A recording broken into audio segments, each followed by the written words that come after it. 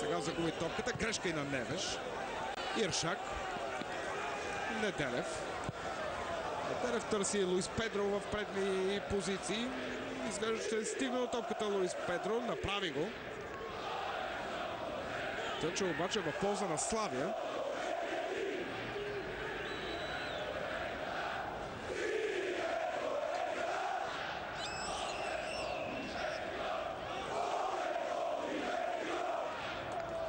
Къв за Ботев.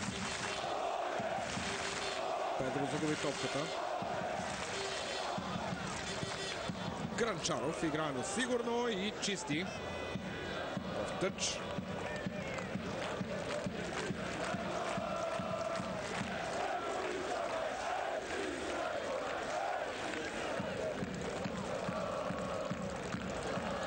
Сериозна питка в центъра на терена.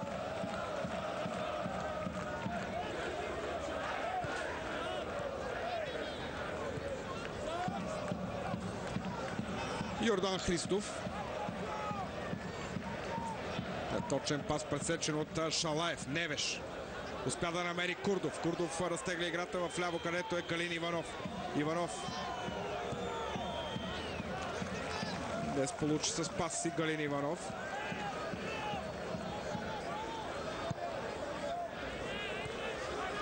Неделев.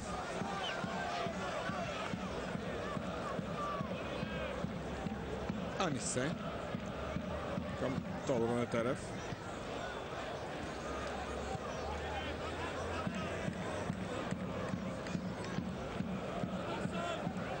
Спрокел.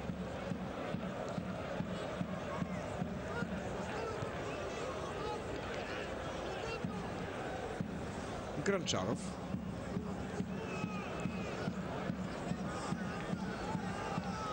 Много Бобън Гранчаров. Спрокел.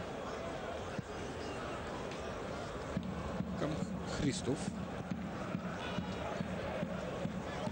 Живко Желев тук не изчисти топката добре. Подари на Тодор Неделев. Неделев опитва пас за Костов. Е спряно от това подаване. Сега пък Шалаев в една позиция, в която не трябва да се лъже. Опита да играе индивидуално и за малко можеше да се стигне до сериозна грешка. В крайна сметка само в полза на Славия, а и жълт картон за Станислав Костов.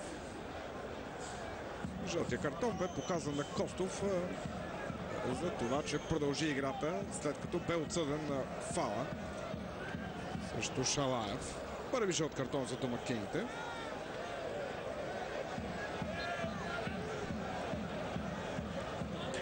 Едно от сериозните предимства на този двубой е, че двата отбора играят доста коректно, поне до момента.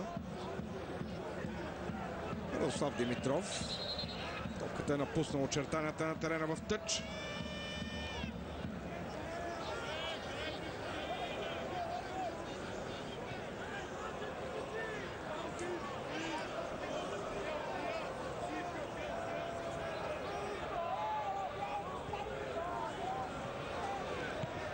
Шелев изпревари Луис Педро, а пък футболиста на Ботев посегна опасно и извърши фаул.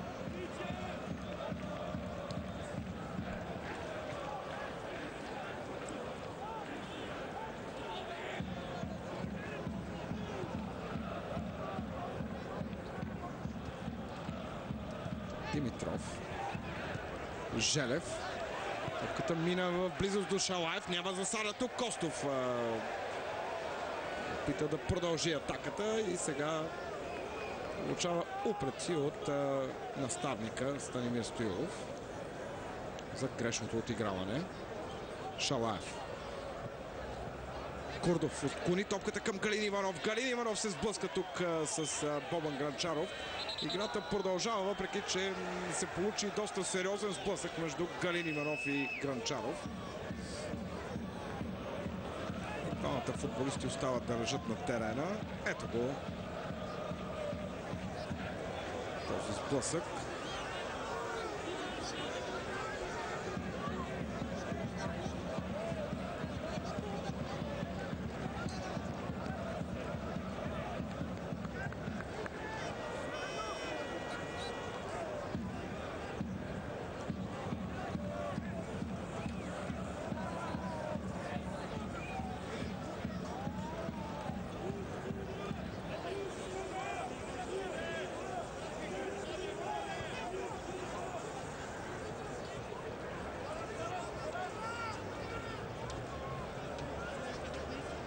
Това спиране на играта дава възможност и на футболистите да отпочинат преди решителните последни минути на този матч. Ботев Славия 3-2. Да ви припомня как се разви резултата до момента.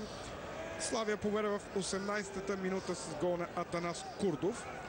Ромарио в 21-та минута изравни. Тодор Неделев в 34-та минута изведе Ботев за първи път напред в резултата за 2-1. В 63-та минута влезлия като резерва Дасилва изравни за 2-2, а в 78-та минута Томас Иршак изведе Ботев отново напред, този път за 3-2.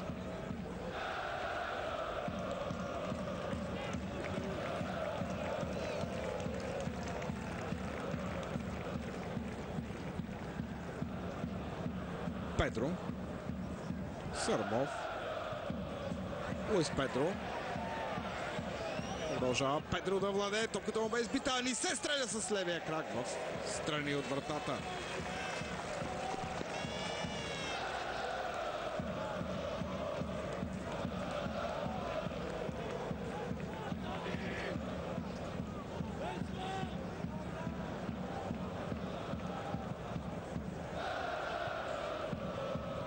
Галин Иванов. Спрям бе от Христов.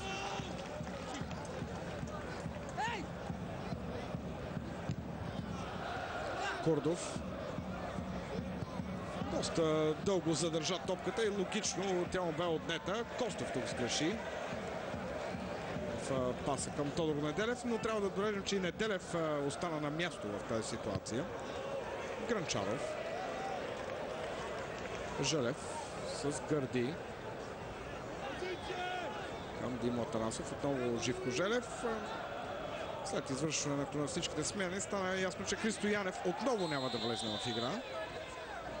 Заговоря се, че Христо Янев може да не продължи кариерата си в Славия.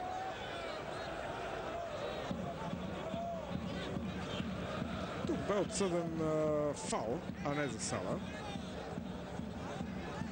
Фаул за непозволена игра на Галин Иванов.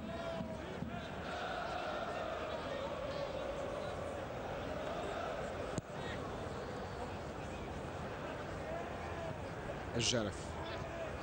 Сега Шалаев. Може би трябваше да опита пас с едно докосване. Забави се. Курдов. Много неточен пас на Атанас Курдов.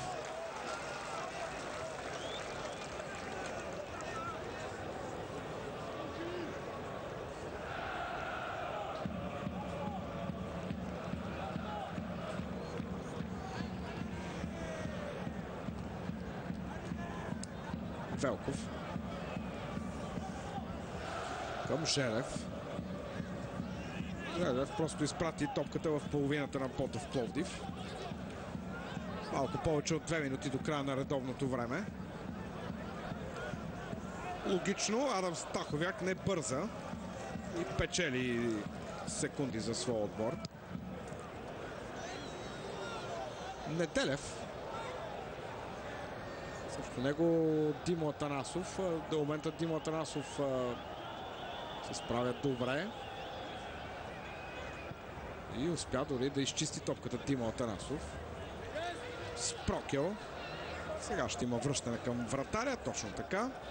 Стаховяк отново към Спрокел. Отбора на Славия трябва да излезне по-напред, ако иска да потърси изравнителен гол. Христов. Затворен от Невеш. Чисто отне топката Невеш, но пък след това и я подари на домакините. Гранчаров към Спрокел.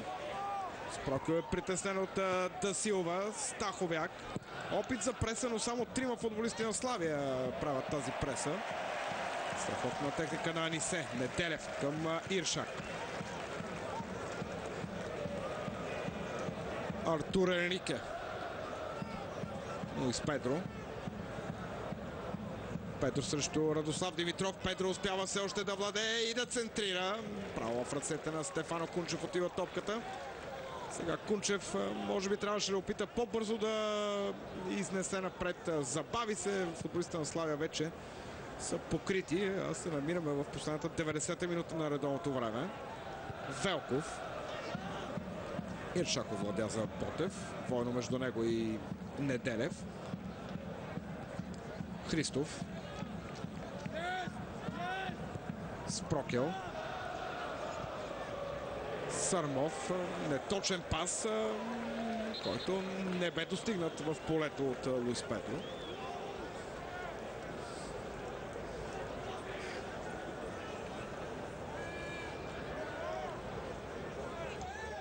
Три минути ще бъде добавеното време на този матч. 3 минути за надеждата на отбора на Славия да стигне до точка. 3 минути и за отбора на Ботев да задържи резултата, който ще донесе 3 точки на домакините. При победа днес Ботев събира 13 точки в актива си и ще излезне на второ място в класирането, поне до двубоя между Литекс и Любимец утре. Ботев ще бъде само на 2 точки зад лидера Лудогорец, но да видим какво ще стане при тази атака на Славия. Абсолютно нарушение. Видяхте на повторението на Луис Педро. Целият отбор на Ботев сега е в отбрана. Почти всички в бяло пък са в нападение. Може би последен шанс за Славия. Да Силва е за топката. Много лошо изпълнение на Да Силва. Право в ръцете на Адам Стаховяк бе изпратена топката. Сега Стаховяк опитва веднага да потърси Луис Педро. Педро е сам между трима. Но въпреки това успя да спечели топката, преминавайки през Да Силва. Много важен момент тук за Ботев, защото ще бъдат спечелени ценни секунди. Сега предполагам, че топката ще бъде върната назад и Ботев ще разиграе спокойно. Ще спечели ценно време. Точно това и стана. Спрокел. Христов. Костов с едно докосване намери Неделев. Неделев тук сгреши. Янко Сандански. Сандански. Много неточно отиграване на Сандански. Повече от половината от добавеното време изтече. Радослав Димитров за Славия. Шалаев. Невероятна грешка на 2 метра да не може да подаде топката на свой съотборник. Това направи Шалаев, който обаче е и контузен. Шанс за Ботев Пловдив да реши всичко в този матч. И много неточно изпълнение на Луис Педро. Олег Шалаев остава да лежи на терена.